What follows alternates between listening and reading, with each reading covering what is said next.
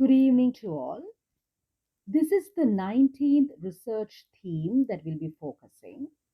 Once again, it is the same as from the same research article which we discussed today.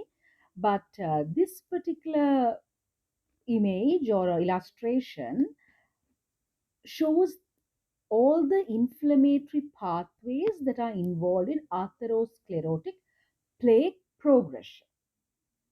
Okay? So as you can see, the borderlines of this image shows, okay, there are endothelial cells, that is the capillaries, and bordering the capillaries, and then you have the tissue area below it. So as you can see, it all begins with an endothelial cell injury, right?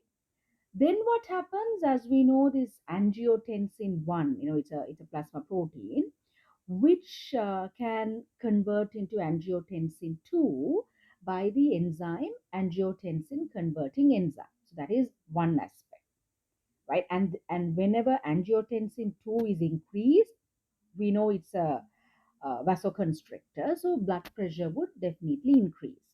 And at this level, we can show that it is also important for smooth muscle cell multiplication or proliferation.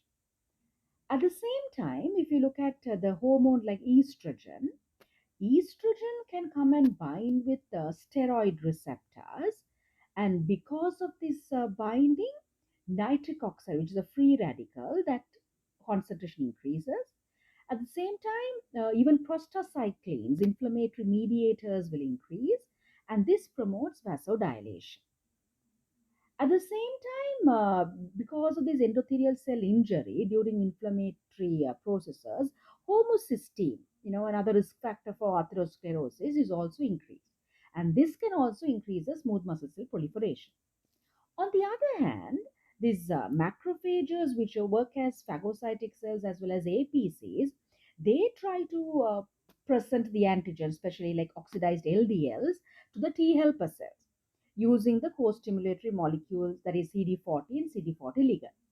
So T helper cells, as we know, is a cytokine producing cell. It starts producing a lot of cytokines and even growth factors, which would enhance the multiplication of smooth muscle cells. Meanwhile, macrophages can also help in fibrous cap formation as well as to develop the necrotic core. And due to this, smooth muscle cells can migrate to the tissue areas, and there again they will be enhanced in their proliferation. So the SMC, that is smooth muscle cell proliferation, is one of the key stages for atherosclerotic plaque progression.